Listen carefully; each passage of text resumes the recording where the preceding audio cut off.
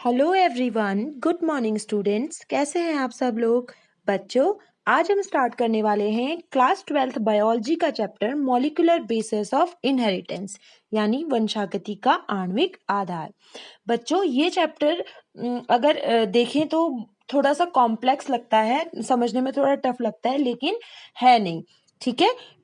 क्योंकि इसके जो थोड़े टर्मिनोलॉजी है वो थोड़ी सी टफ टाइप की लगती है, लेकिन अगर आप इस चैप्टर को बहुत अच्छे से पढ़ेंगे और इसकी छोटी छोटी बातों को ध्यान में रखेंगे तो ये चैप्टर आपको बहुत आसानी से समझ में आ जाएगा। और मैं पूरी कोशिश करूंगी कि सिंपल शब्दों में आपको इस चैप्टर को अच्छे से समझाने की कोशिश करूं।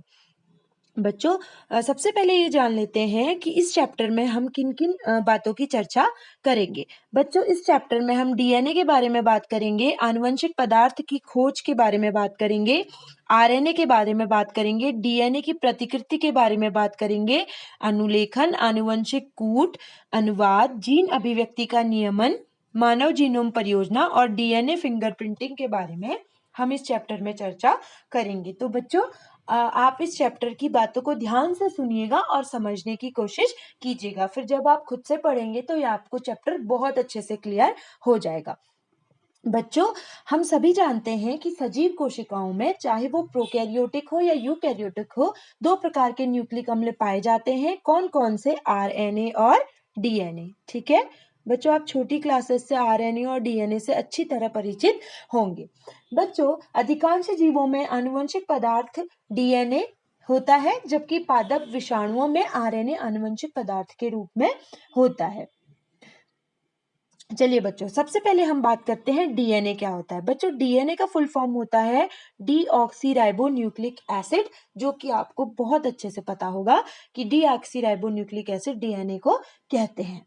बच्चों, डीएनए जो प्लांट वायरसेस होते हैं उनके अतिरिक्त सभी सजीवों में स्थित महत्वपूर्ण जैव रासायनिक यौगिक है।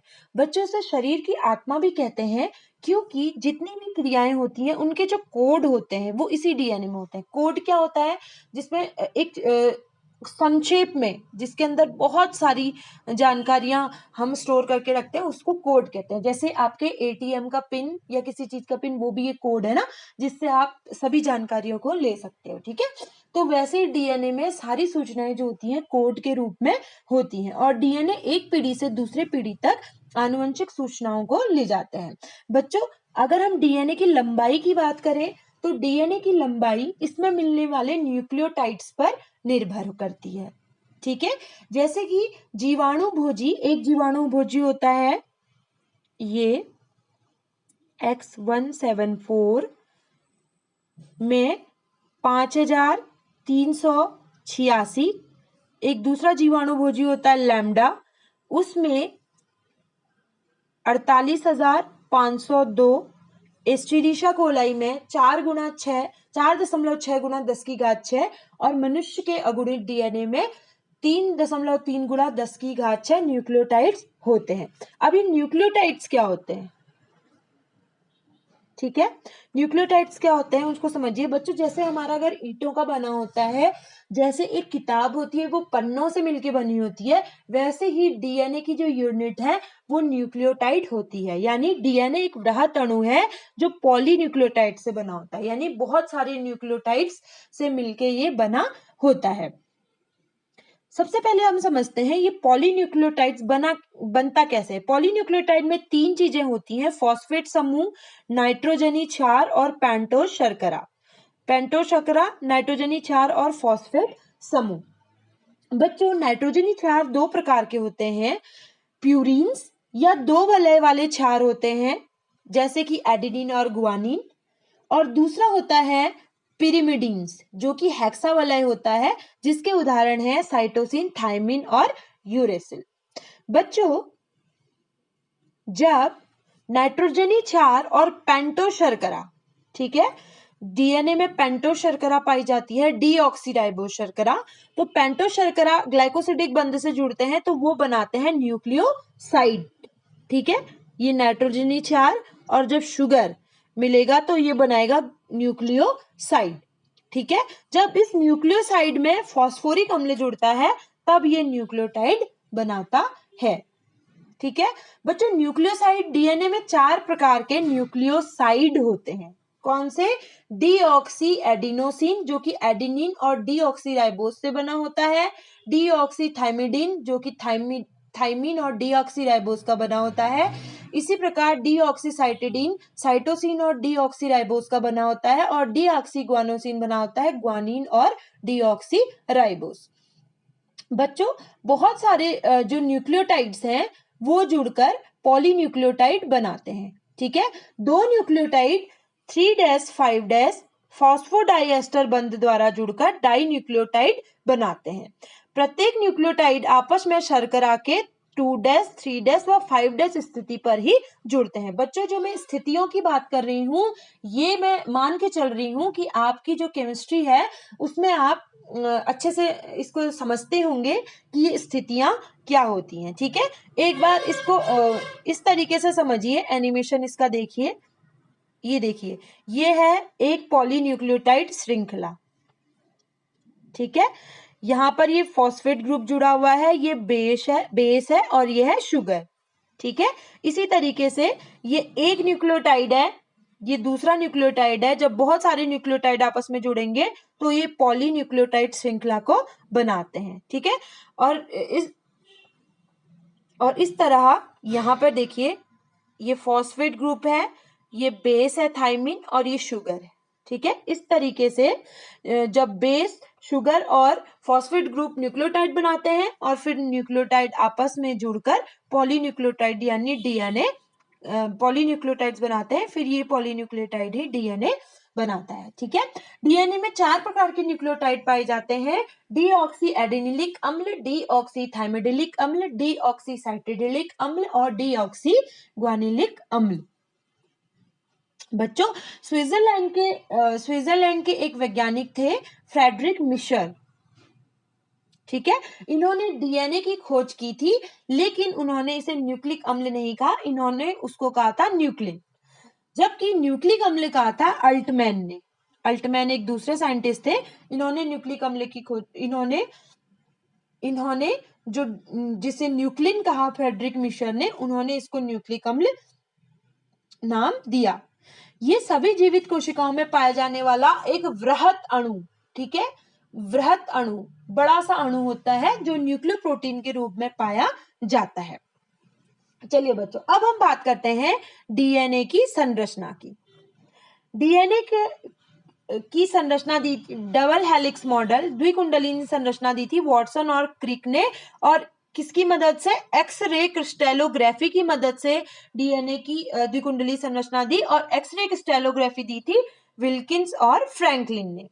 बच्चों डीएनए कुछ ऐसा दिखता है, ठीक है, ये डीएनए कुछ ऐसा दिखता है। तो यही संरचना डीएनए की द्विकुंडलीय संरचना वॉटसन और क्रिक ने दी थी, और इसी संरचना और मॉडल के लिए उन्हें 1962 में नोबेल पुरस्कार दिया गया। नोबेल पुरस्कार से उनको नवाजा गया, नोबेल पुरस्कार दिया गया उनको। बच्चों जैसा कि आप देख पा रहे हैं, द्विकुंडल 2 स्ट्रैंड होते हैं डीएनए में, एक स्ट्रैंड ये है और एक स्ट्रैंड ये है।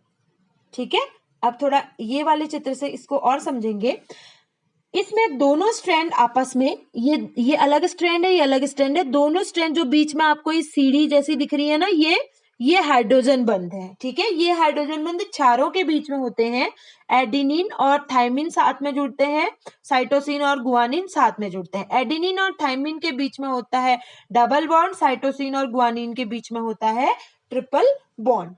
वैसे तो हाइड्रोजन बंध कमजोर होते हैं, लेकिन ये संख्या में बहुत ज्यादा होने के कारण दोनों जो स्ट्रैंड है, हिंदी में रज्जुक कहते हैं, उनको आपस में जोड़े रहते हैं। ठीक है, इसमें से एक में सूचनाएं रहती हैं और एक में सूचनाएं नहीं रहती हैं। ठीक है, जिसमें सूचनाएं रहती हैं उसे सेंस रज्जुक कहते हैं, सेंस स्ट्रैंड कहते हैं, और इसके सामने वाले को कॉम्प्लीमेंट्री या एंटी सेंस रज्जुक कहते हैं। ठीक है, ये जो डायामीटर होता है, ये एक स्ट्रैंड और दूसरे स्ट्रैंड के बीच का, ये 20 एंगस्ट्रॉम होता है। ठीक है, और ये जो एक बैंड यहाँ पे आया और एक बैंड जब ये मुड़ के नीचे आ जाएगा तो एक बैंड यहाँ पे आया, ठीक है।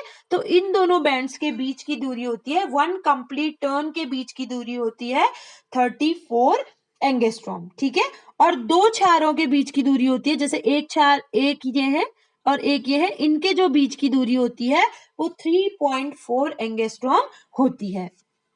बच्चों, इस डीएनए में शर्करा और फॉस्फेट का बैकबोन होता है, ठीक है। ये शर्करा और फॉस्फेट का ये बैकबोन होता है, ये जो दिख रहा है आपको ये वाला हिस्सा, ठीक है। शर्करा और फॉस्फेट का ये बैकबोन होता है। और जो नाइट्रोजनी क्षार होते हैं वो तो आपको पता ही है, जो ये सीढ़ी नुमा होते हैं, यहाँ पर जो है वो जो नाइट्रोजनी क्षार होते हैं वो होते हैं, ठीक है। इसको मेजर ग्रूव कहते हैं। और ये जो छोटे से दिख रहे हैं यहाँ पे जो कॉइल्ड हो रहा है उसको माइनर ग्रूव कहते हैं। बच्चों, डीएनए में एडेनिन से थायमिन, ठीक है, डीएनए में एडेनिन से थायमिन जुड़ता है और साइटोसिन से गुआनिन जुड़ता है, लेकिन अणुओं की संख्या मतलब साइटोसिन के अणुओं की संख्या गुआनिन के अणुओं की संख्या के बराबर आवश्यक नहीं है, ठीक है। इसी प्रकार साइटोसिन और थायमिन के अणुओं की संख्या में भी कोई समानता नहीं है। यहाँ पर एक साइंटिस्ट का नाम आता है चारगाफ। वो कहते थे एडेनिन इक्वल्स टू थायमिन और साइटोसिन की मात्रा होती है गुआनिन के बराबर होती है, ठीक है। चारगाफ ने ये कहा था। बच्चों, यहाँ पे जो ये दोनों जो श्रृंखलाएं होती हैं उनके बीच ऑपोजिट पोलैरिटी पाई जाती है, ठीक है। ऑपोजिट पोलैरिटी क्या होती है उसको समझिए। जैसे ये सिरा 5 डैश है तो ये सिरा होगा 3 डैश, ठीक है। और फिर इसके सामने वाला सिरा 3 डैश हो जाएगा और इसके सामने वाला सिरा 5 डैश हो जाएगा, ठीक है। तो इसको कहेंगे ऑपोजिट पोलैरिटी इसमें पाई जाती है। बच्चों, जो डीएनए होता है उसके वेरियस फॉर्म्स पाए जाते हैं, ठीक है। यानी डीएनए बहुत सारे के अनेक रूप पाए जाते हैं, जिनमें से कुछ निम्न है। पहला होता है लाइनर एंड सर्कुलर डीएनए, रेखाकार और वृत्ताकार डीएनए। डीएनए दो प्रकार का होता है, रेखाकार और वृत्ताकार। बच्चों, रेखाकार डीएनए जैसा कि हमने अभी देखा, इसके दोनों सिरे जो होते हैं वो फ्री होते हैं, ठीक है। ये और ये फ्री सिरा, ये फ्री सिरा, ये यूकैरियोटिक सेल्स में पाए जाते हैं। ये प्रोटीन से एसोसिएटेड होते हैं और अनेक गुणसूत्रों का निर्माण करते हैं। जबकि जो सर्कुलर डीएनए होता है वो इस टाइप का होता है, ठीक है। इसमें दोनों सिरे स्वतंत्र नहीं होते हैं, ये प्रोकैरियोटिक सेल में पाए जाते हैं। इसके अलावा ये यूकैरियोटिक सेल्स की माइटोकॉन्ड्रिया और लवकों में भी पाए जाते हैं। ये प्रोटीन से एसोसिएटेड नहीं होते हैं। प्रोकैरियोटिक कोशिकाओं में डीएनए केवल एक गुणसूत्र को प्रदर्शित करता है। कुछ वायरसेस में लाइनर डीएनए और अन्य कुछ और में वृत्ताकार डीएनए पाया जाता है, ठीक है बच्चों। चलो, अब दूसरे प्रकार का डीएनए होता है पोषक और आनुवंशिक डीएनए। जो सिलिएटेड एनिमल्स होते हैं जैसे पैरामीशियम, उनमें अलग अलग डीएनए पाया जाता है। जैसे मैक्रोमोलिक्यूल में पोषक डीएनए और माइक्रो न्यूक्लियस, जो मैक्रोन्यूक्लियस होता है यानी जो बड़ा वाला केंद्रक होता है उनमें पोषक डीएनए पाया जाता है, और माइक्रोन्यूक्लियस जिसमें छोटा केंद्रक होता है उसमें आनुवंशिक डीएनए पाया जाता है, ठीक है। जो बड़ा वाला केंद्रक होता है वो कायिक क्रियाओं का, और जो छोटा वाला केंद्रक होता है वो जनन क्रियाओं का नियंत्रण करता है। इसके अलावा बच्चों बी डीएनए, ए डीएनए, बी डीएनए, सी, डी और जेड डीएनए भी पाए जाते हैं। चलिए अब इनकी बात कर लेते हैं। बच्चों, जो ए डीएनए होता है उसमें दोनों श्रृंखलाएं घड़ी के चलने की दिशा में कुंडलित होती हैं, ठीक है। इसमें डीएनए के प्रत्येक चूड़ी अंतराल अर्थात पिच में 11 क्षारक युग्मक होते हैं, ठीक है। और पिच या चूड़ी किसे कहते हैं, जिसमें एक कुंडल पूरा होता है, ऐसे, ठीक है। एक कुंडल पूरा होगा तो इसमें पाए जाते हैं 11 क्षारक युग्मक। दूसरा डीएनए है बी डीएनए। बी डीएनए, इसे बायोलॉजिकल डीएनए भी कहते हैं, ये भी क्लॉकवाइज कॉइल्ड होता है। इसमें प्रत्येक कुंडल में 10 न्यूक्लियोटाइड पाए जाते हैं और वॉटसन और क्रिक ने जिस डीएनए अणु की संरचना का वर्णन किया था वो यही डीएनए था। ठीक है, और ये डीएनए सभी कोशिकाओं की फिजियोलॉजिकल कंडीशंस में पाया जाता है। बच्चों अगला डीएनए है सी डीएनए। सी डीएनए की दोनों जो स्ट्रैंड है वो भी क्लॉकवाइज कॉइल्ड होती है। इसमें 9 न्यूक्लियोटाइड पाए जाते हैं। ठीक है, नेक्स्ट डीएनए आता है जेड डीएनए। ये भी क्लॉकवाइज कॉइल्ड होता है, इसमें 8 न्यूक्लियोटाइड पाए जाते हैं। अब बारी आती है जेड डीएनए की। Z DNA anti clockwise coiled होता है, जिगजैग होता है, टेढ़ा मेढ़ा जिगजैग होता है। इसमें प्रत्येक कुंडल में 12 न्यूक्लियोटाइड क्षार होते हैं। जेड डीएनए मुख्यतः उन जीनोम स्थानों पर पाया जाता है जो कोशिका कार्यकी से संबंधित होते हैं। अलेक्जेंडर रिच और उसके सहयोगियों ने जेड डीएनए की खोज की थी तथा इसका शुगर फॉस्फेट जो स्ट्रैंड होता है टेढ़ा मेढ़ा होता है, इसके कारण ही इसको जेड डीएनए नाम दिया गया। जेड डीएनए ड्रोसोफिला की लार ग्रंथि में भी उपस्थित होता है। बच्चों अब बात कर लेते हैं अगले टाइप की, coding and non coding DNA.